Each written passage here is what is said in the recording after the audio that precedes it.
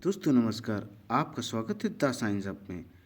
आप लोग देख रहे हैं क्लास 8th में साइंस का चैप्टर है 14, जिसका टॉपिक है विद्युत धारा के रासायनिक प्रभाव। क्या विद्युत धारा के रासायनिक प्रभाव आप लोग देख पा रहे होंगे। तो अब देखिए इसमें आपको दोस्तों क्या पढ़ना है कि कौन सी वस्तुएं इलेक्ट्रिसिटी की सुचालक होती अर्थात गुड कंडक्टर होती, कौन बैड कंडक्टर होती। अगर आपसे छोटा सा क्वेश्चन पूछा जाए कि जो आपकी बॉडी है, आपका शरीर है, वह इलेक्ट्रिसिटी के लिए क्या है, गुड कंडक्टर है या बैड कंडक्टर, तो आप क्या बताएंगे? बताएंगे कि जो हमारा शरीर है, जितने भी जंतु हैं वो क्या होते हैं, इलेक्ट्रिसिटी के गुड कंडक्टर होते हैं। और ये चैप्टर करवाने के साथ साथ क्वेश्चन आंसर भी मैं आपके कंप्लीट करवाऊंगा। आइए दोस्तों स्टार्ट करते हैं चैप्टर 14, विद्युत धारा के रासायनिक प्रभाव। आपके अभिभावकों ने संभवतः आपको यह चेतावनी दी होगी कि गीले हाथों से किसी भी वैद्युत साधित्र को ना छुएं। परंतु क्या आप जानते हैं कि गीले हाथों से किसी वैद्युत साधित्र को छूना क्यों खतरनाक है? इसलिए है दोस्तों, क्योंकि जो पानी होता है वह इलेक्ट्रिसिटी का अर्थात विद्युत धारा का सुचालक होता है। इलेक्ट्रिसिटी का क्या होता है? गुड कंडक्टर होता है। हम पहले ही सीख चुके हैं कि जो पदार्थ अपने से होकर विद्युत धारा को प्रवाहित होने देते हैं वे विद्युत के सुचालक अर्थात अच्छे चालक कहलाते हैं। इंग्लिश में इन्हें इलेक्ट्रिसिटी के गुड कंडक्टर कहते हैं। इसके विपरीत जो पदार्थ अपने से होकर विद्युत धारा को आसानी से प्रवाहित नहीं होने देते वे विद्युत के हीन चालक होते। कैसे होते? हीन चालक होते हैं। क्लास 6 में यह जांच करने के लिए कोई पदार्थ अपने से विद्युत धारा को प्रवाहित होने देता है या नहीं, हमने एक सपरीक्षित, जिसे टेस्टर कहते हैं, बनाया था। क्या आपको याद है कि इसे सुनिश्चित करने में सपरीक्षित ने हमारी किस प्रकार सहायता की थी, जिसे टेस्टर कहते हैं? हमने देखा था कि धातुएं जैसे तांबा तथा एल्युमिनियम विद्युत के चालन करते, जबकि कुछ पदार्थ जैसे रबड़ या अदर चीज़ें, प्लास्टिक देख सकते हैं, लकड़ी विद्युत का चालन नहीं करते हैं। तथापि अभी तक हमने अपने संपरीक्षित, जिसको कि टेस्टर कहते हैं, केवल उन पदार्थों की जांच की थी जो ठोस अवस्था में थे। लेकिन द्रवों के प्रकरण में क्या होता है? क्या द्रव भी विद्युत चालन करते हैं? आइए पता करते हैं दोस्तों। अब देखते हैं कि पहली और बूझों की क्या बातें हैं। पहली तथा बूझो आपको स्मरण कराना चाहते हैं कि हमें प्रयोग करते समय कभी भी मुख्य तारों, जिनको मेंस कहते हैं, अथवा जनित या प्रतीपक, जिन्हें इन्वर्टर से विद्युत आपूर्ति नहीं करनी चाहिए। यहाँ सुझाए सभी क्रियाकलापों में केवल विद्युत सेल का ही उपयोग करना चाहिए। अब देखिए दोस्तों, क्या द्रव विद्युत चालन करते हैं? अर्थात जो लिक्विड होते हैं, क्या होते हैं? लिक्विड होते हैं। क्या वो किसी प्रकार का कोई चालन करते हैं? वो चीज़ मैं आपको इसमें बताने वाला हूँ। आइए दोस्तों देखते हैं। ये जांच करने के लिए कि द्रव अपने से होकर विद्युत धारा को प्रवाहित होने देते हैं या नहीं, हम उसी संपरीक्षित, जिसको संपरीक्षित का टेस्टर मतलब होता है हिंदी में, क्या होता है? वो हीन चालक होता है। देखिए दोस्तों, चित्र 14.1 अभी जस्ट आपको दिखाएंगे का प्रयोग हम लोग कर सकते हैं। तथापि अब हम सेल के स्थान पर बैटरी का उपयोग करेंगे। संपरीक्षित का उपयोग करने से पहले हम यह भी परीक्षण करेंगे कि वह कार्य कर रहा या नहीं। आइए दोस्तों, चित्र हम आपको दिखाते हैं 14.1। कौन सा चित्र? 14.1 आप लोग देखेंगे। देखिए 14.1 चित्र, ये देखिए दोस्तों, क्या देख पा रहे होंगे? एक तरफ ये हीन चालक दिए गए हैं, ठीक है, दूसरी तरफ सुचालक दिए गए हैं, एक तरफ क्या दिए गए हैं? सुचालक किनको कहते हैं? देखिए सुचालक ये दिए गए हैं आपको, ये सुचालक दिए गए हैं। तो सुचालक का मतलब होता है जिनमें इलेक्ट्रिसिटी आराम से फ्लो कर सके, उनको हम इलेक्ट्रिसिटी का गुड कंडक्टर कहते हैं। और हीन चालक, जिनमें इलेक्ट्रिसिटी बहुत कम मात्रा में ही प्रवाहित हो सके, फ्लो हो सके, और कुछ ऐसे भी चालक होते हैं जिनमें इलेक्ट्रिसिटी बिल्कुल भी फ्लो नहीं होती। एग्जाम्पल आप प्लास्टिक से ले सकते हैं, ठीक है, आप सूखी हुई लकड़ी ले सकते हैं। ये सब किसके एग्जाम्पल हैं? ये सब इसी के एग्जाम्पल दोस्तों होते हैं। अब देखेंगे हम लोग क्रियाकलाप 14.1 संपरीक्षित परिक्षेत्र के क्षेत्र सिरों को क्षण भर के लिए एक दूसरे से स्पर्श कराइए। ऐसा करते ही संपरीक्षित्र का परिपथ पूरा हो जाता और बल्ब दीप्त हो जाता है। तथापि यदि बल्ब दीप्त नहीं होता तो इसका अर्थ है कि संपरीक्षित्र कार्य नहीं कर रहा है।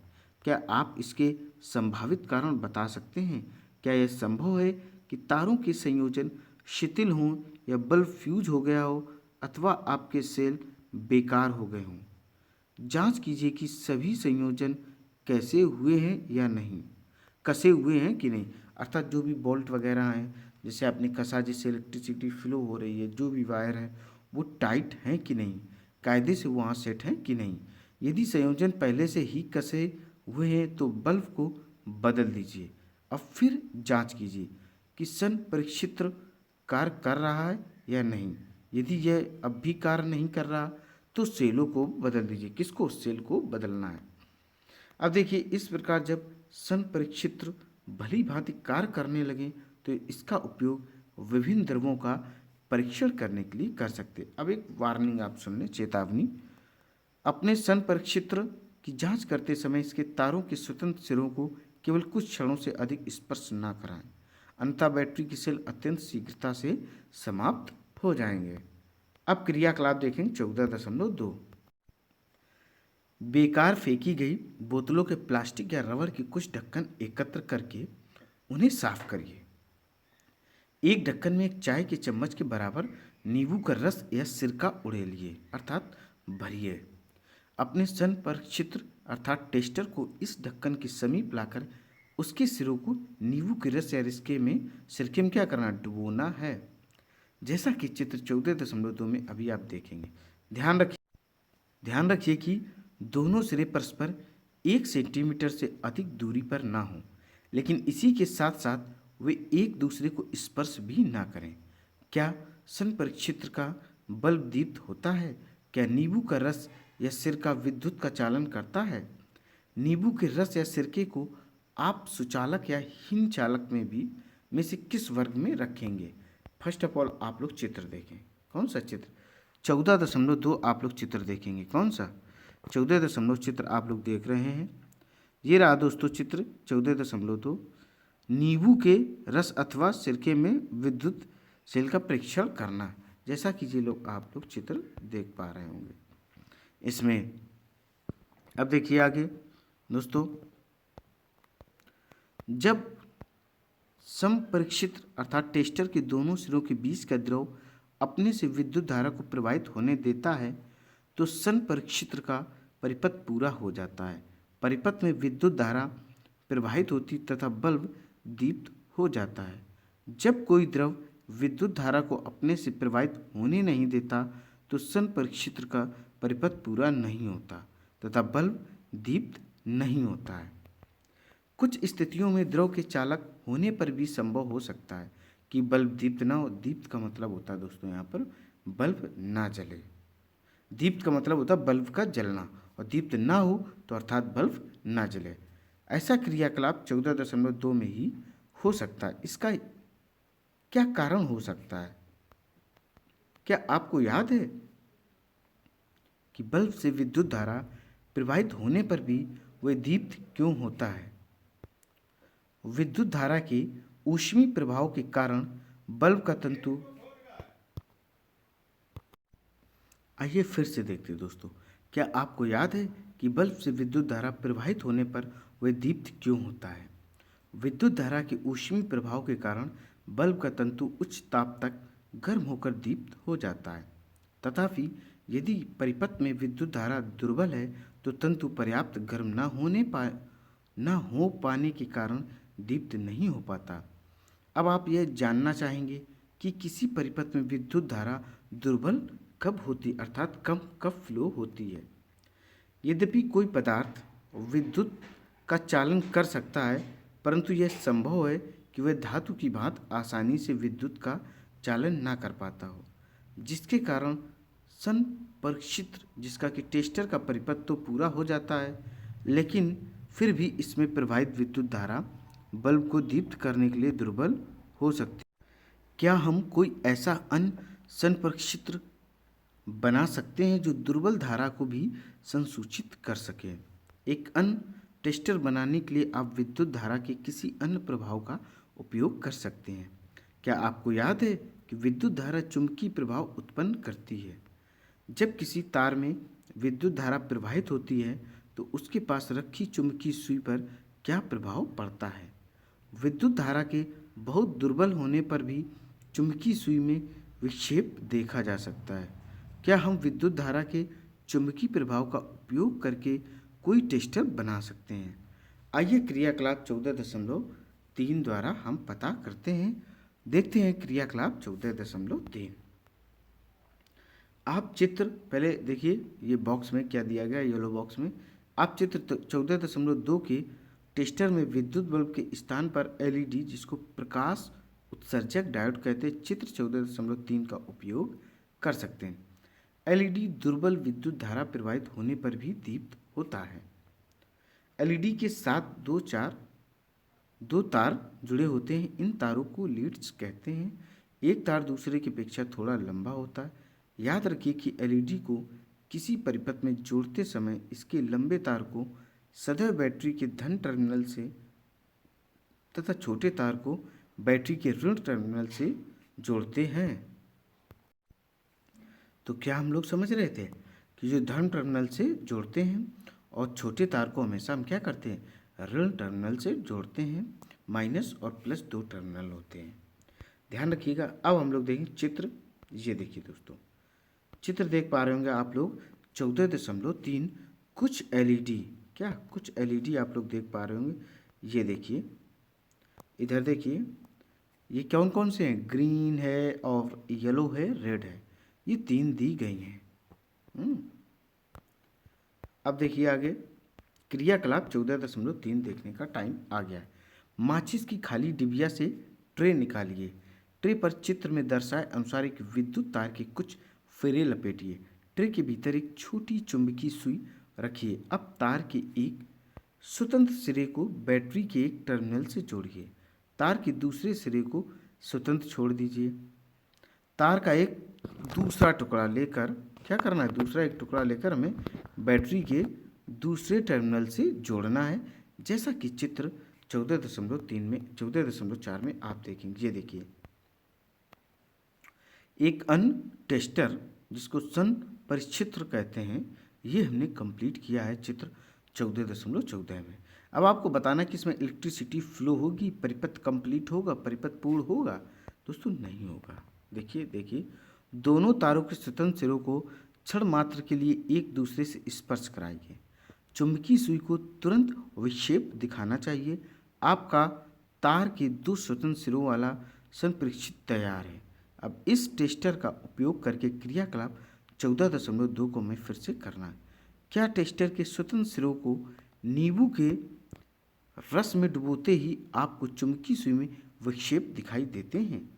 टेस्टर के सिरों को नींबू के रस से बाहर निकालिए, उन्हें पानी में डुबोइए और पोंछ कर सुखाइए।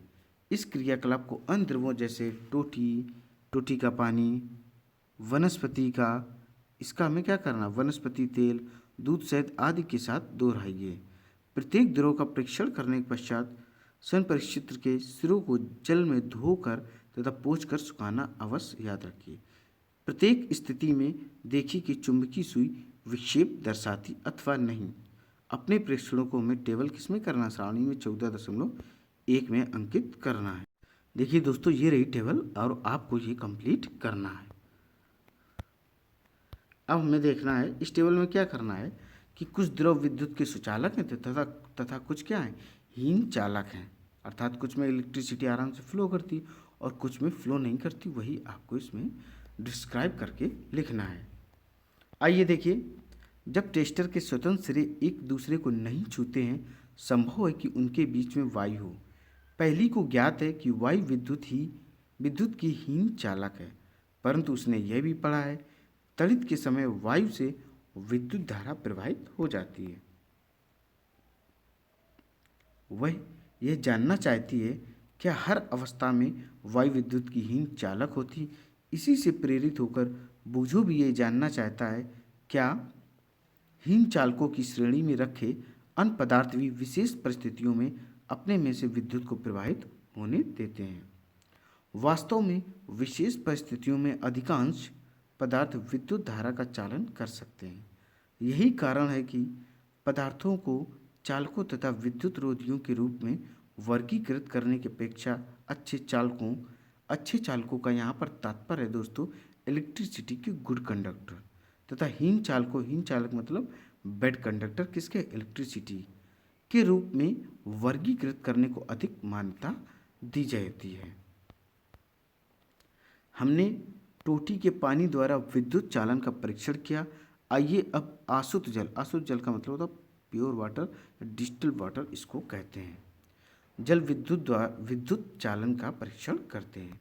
देखते हैं क्रियाकलाप 14.4। एक स्वच्छ तथा सूखे प्लास्टिक या रबड़ के ढक्कन में लगभग 2 चाय के चम्मच के बराबर अशुद्ध जल भरिए। आप अशुद्ध जल को अपने विद्यालय की प्रयोगशाला से प्राप्त कर सकते हैं।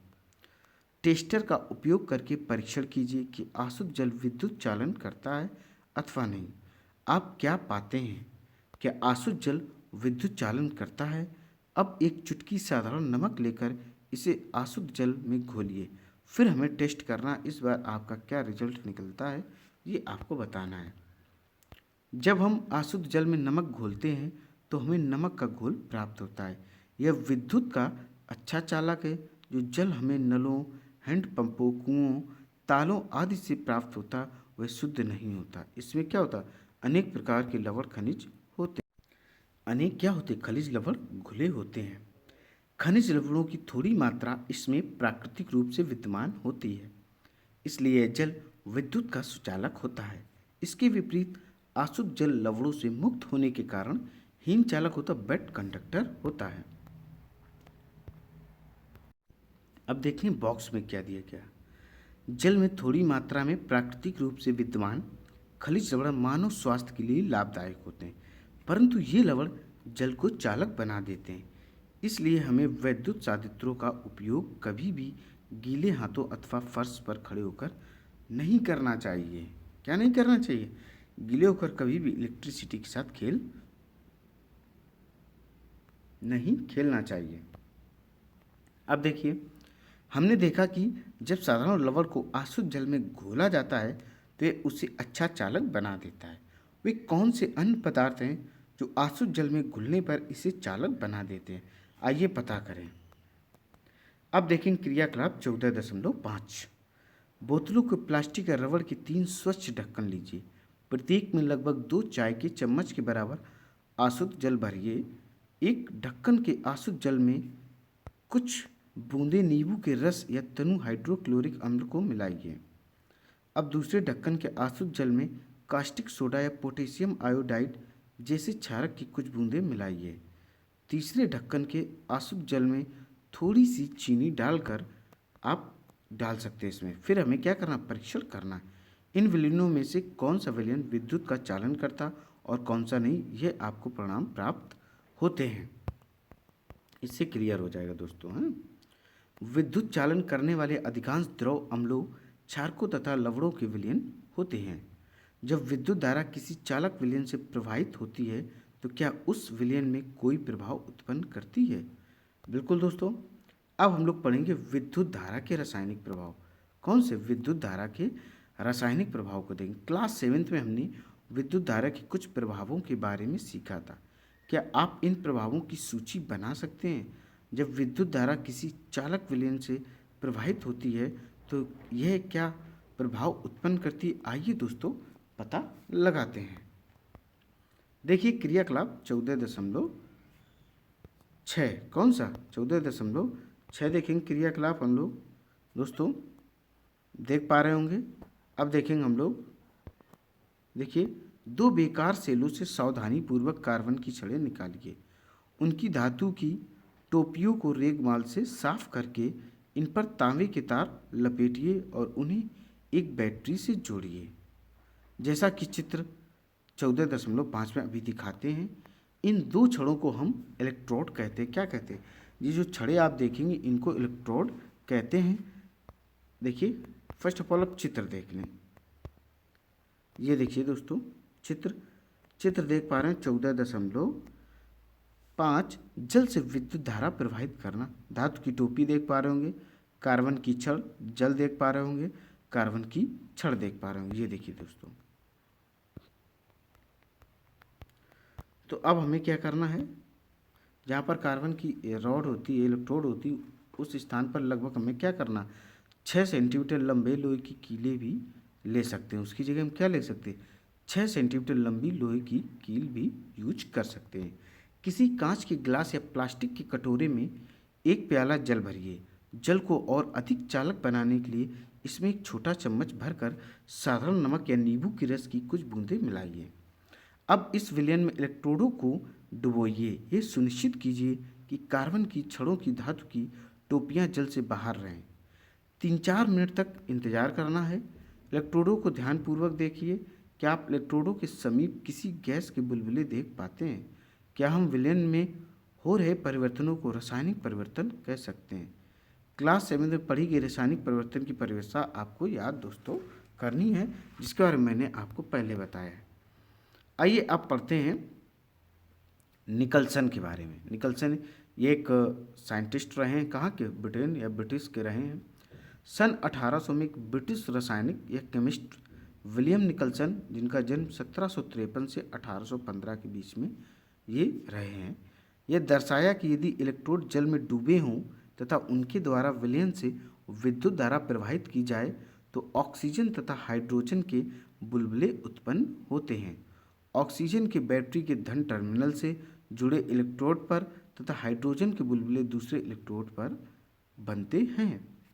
बिल्कुल दोस्तों, अब देखिए, किसी चालक विलयन से विद्युत धारा प्रवाहित होने पर रासायनिक अपक्रियाएं होती हैं।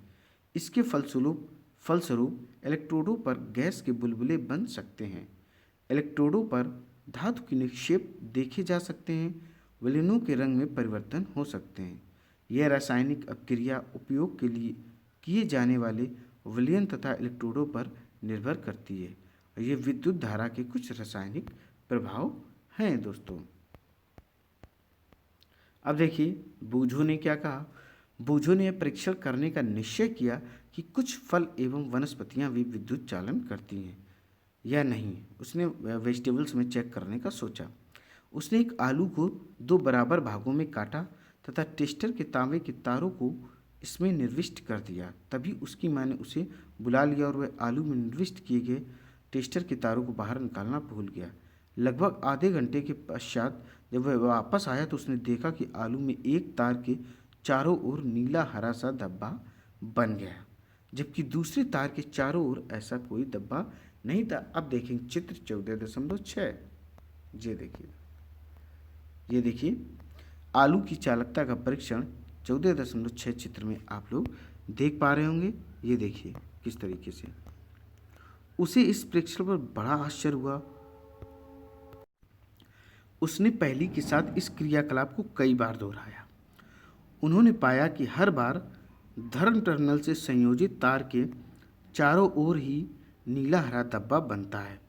उन्होंने अनुभव किया यह खोज अत्यंत लाभप्रद है, क्योंकि इसका उपयोग किसी बॉक्स में छिपी बैटरी या सेल के धन टर्मिनल की पहचान करने के लिए किया जा सकता है। उन्होंने अपनी इस खोज को बच्चों की एक पत्रिका में छपवाने का निश्चय किया। याद रखिए कि बूझो ने इस परीक्षण से प्रारंभ किया था कि आलू विद्युत चालन करता है या नहीं। उसने पाया कि विद्युत धारा आलू में एक रासायनिक प्रभाव उत्पन्न करती है। उसके लिए अत्यंत उत्तेजक खोज थी।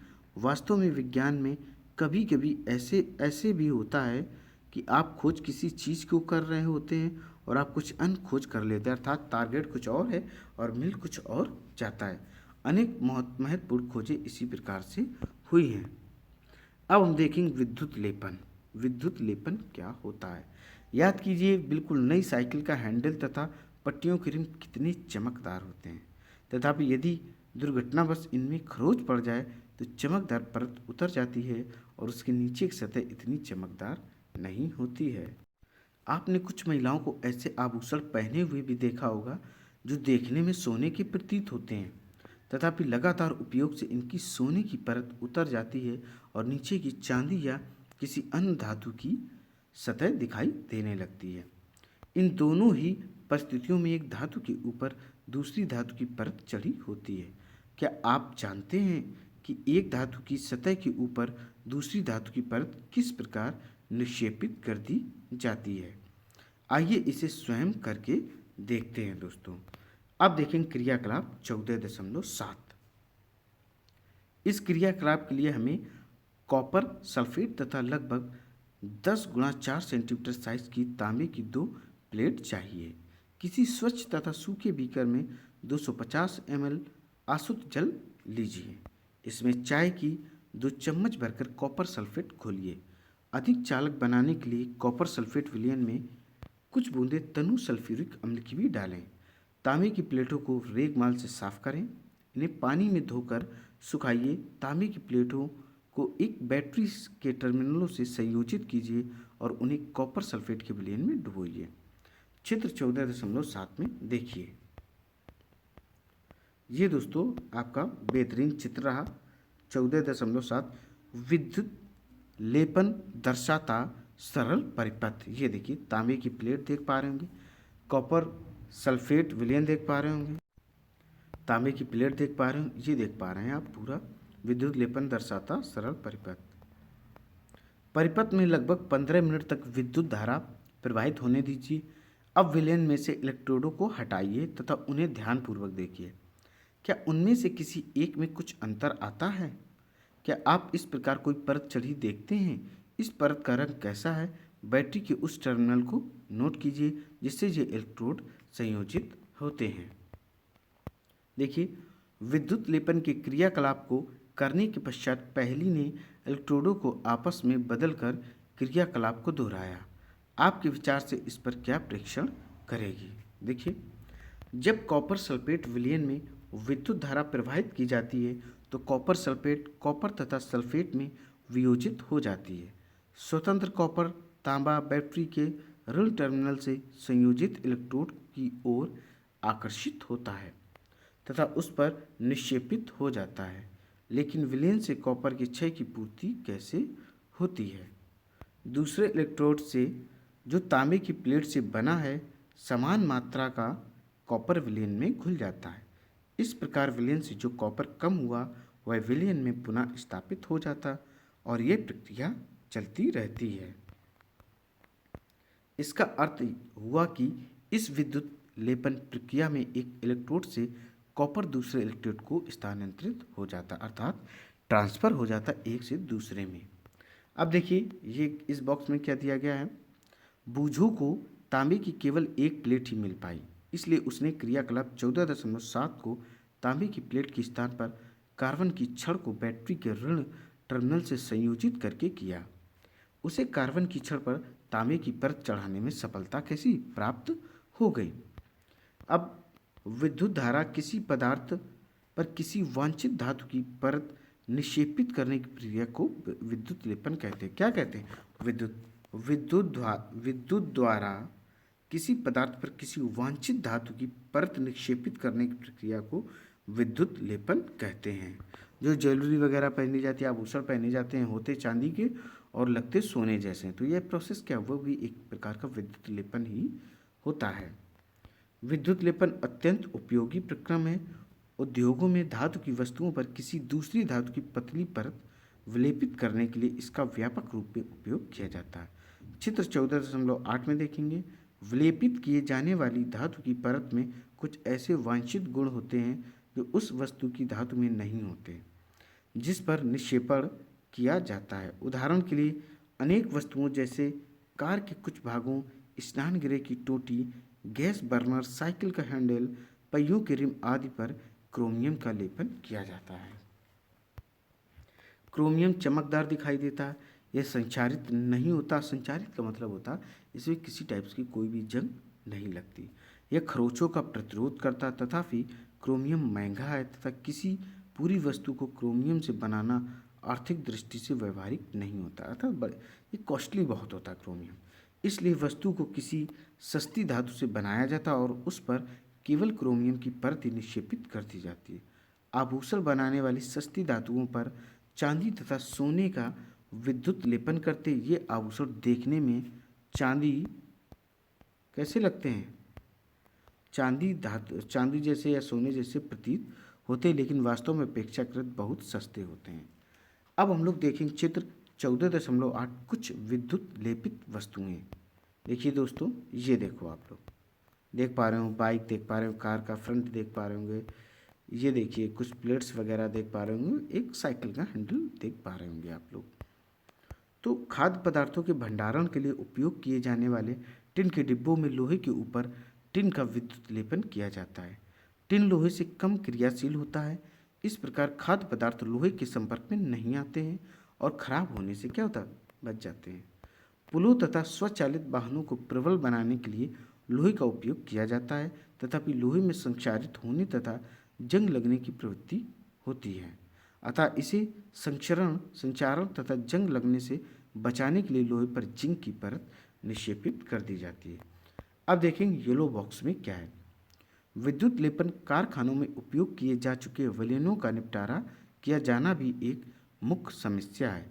यह एक प्रदूषणकारी अपशिष्ट है तथा पर्यावरण संरक्षण के लिए इस प्रकार के प्रदूषकों के निपटारे के लिए विशिष्ट दिशा निर्देश दिए गए हैं। अब देखो दोस्तों, चैप्टर तो हमारा होता है कंप्लीट। अब हमें इस चैप्टर के कुछ प्रमुख शब्द देखने हैं। इलेक्ट्रोड, विद्युत लेपन, सुचालक, एलईडी, हीन चालक, ये कुछ प्रमुख शब्द हो गए दोस्तों। अब देखेंगे हम लोग इस चैप्टर का सेंट्रल आइडिया, अर्थात शॉर्ट में नोट्स देखेंगे आपने क्या सीखा। कुछ द्रव विद्युत के सुचालक हैं तथा कुछ हीन चालक हैं। लिक्विड क्या होते हैं, कुछ तो बहुत बेहतरीन होते हैं, गुड कंडक्टर इलेक्ट्रिसिटी के, कुछ ऐसे होते हैं बैड कंडक्टर भी होते हैं इलेक्ट्रिसिटी के। विद्युत चालन करने वाले अधिकांश द्रवों अम्लों, क्षारकों तथा खनिज लवणों के विलयन होते हैं। किसके किसके, अम्ल होंगे, एसिड, बेस और मिनरल्स के ये होते हैं।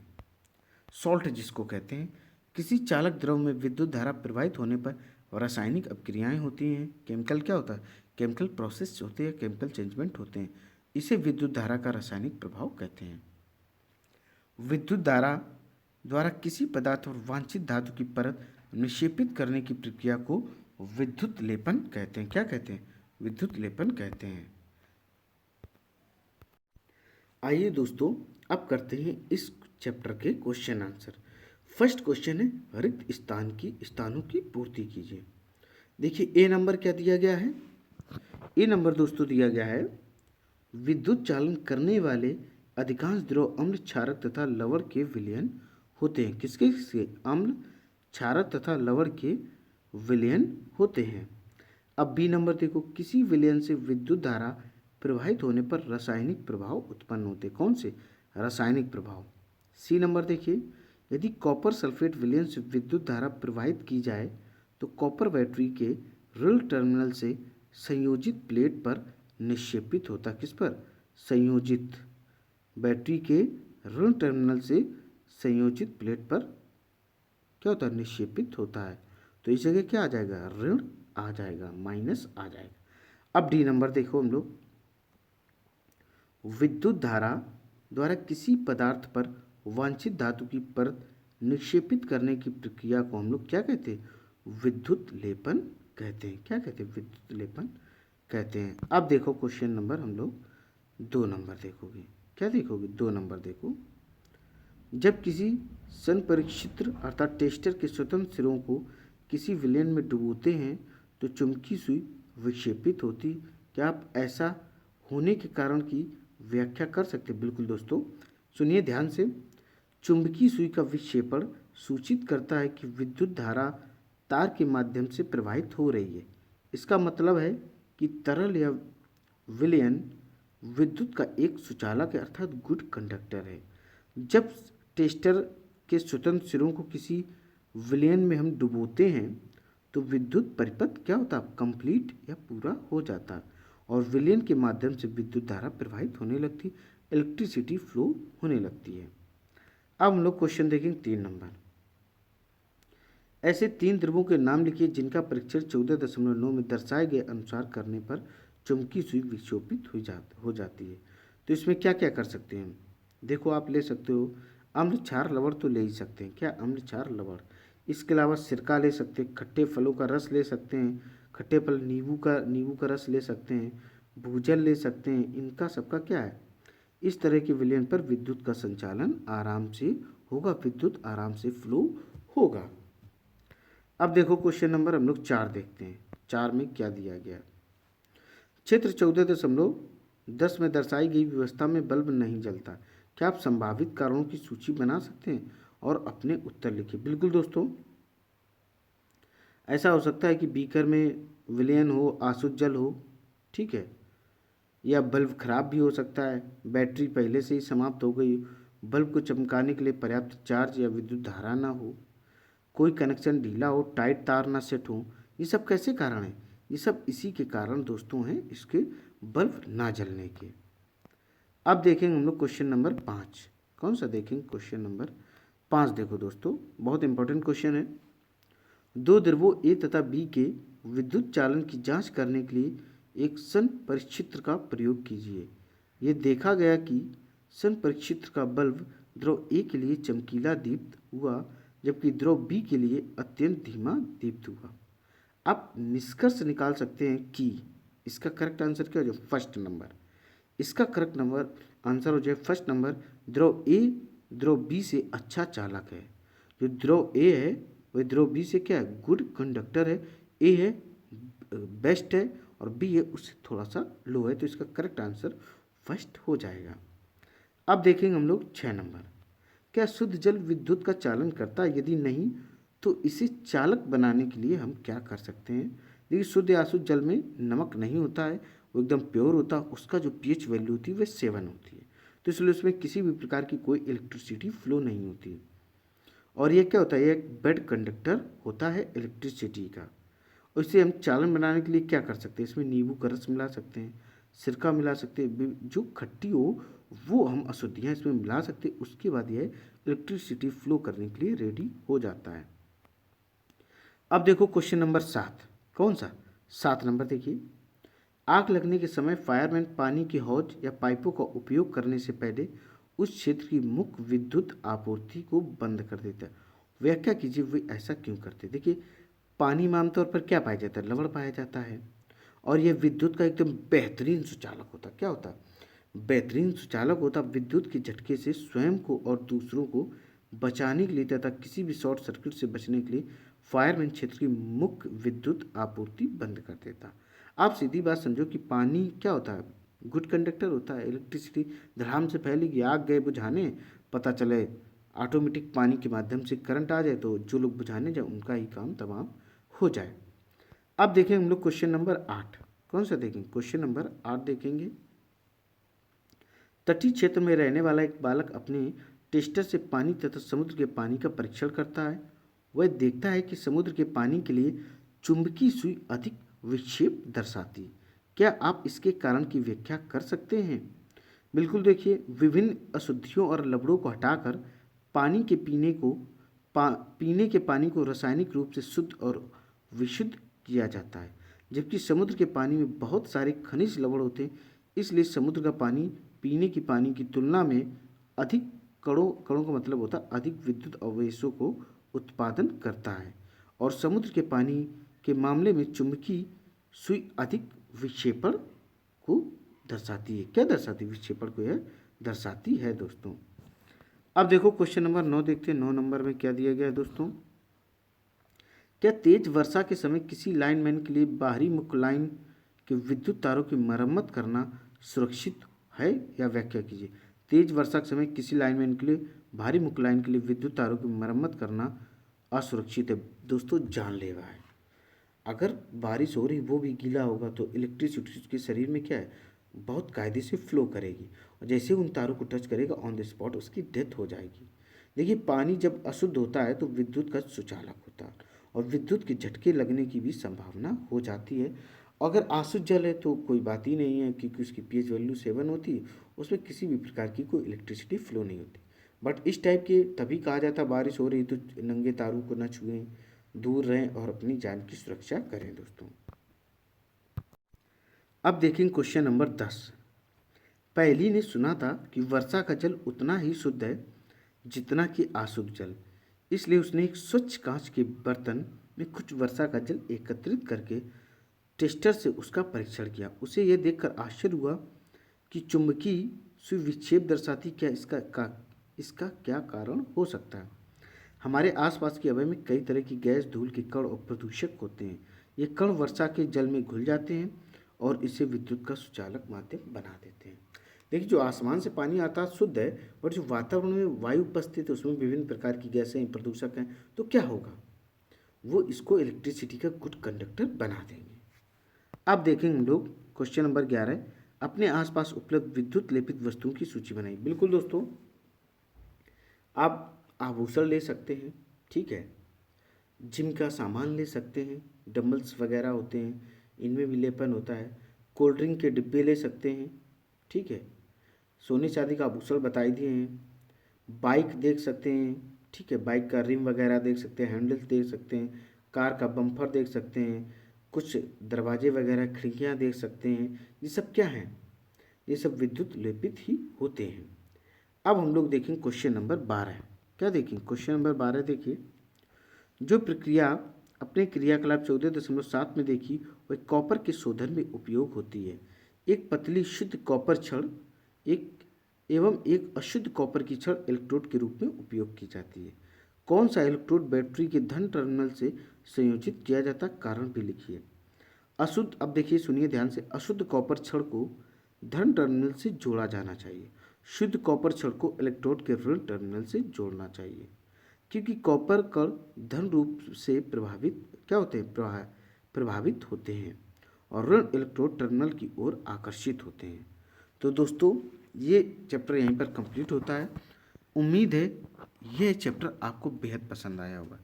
ये इम्पोर्टेंट है, यूपीएससी, सिविल सर्विसेज, पीसीएस किसी भी स्टेट का हो, UP TET, C TET, railway group D, NTPC mains, super TET, PST, TST, जितने भी एग्ज़ाम होते हैं सभी के लिए इम्पोर्टेंट है दोस्तों। बस आपको करना क्या, अधिक से अधिक वीडियो लाइक करना, शेयर करना और मेरे चैनल को सब्सक्राइब करना। दोस्तों, जय हिंद, जय भारत।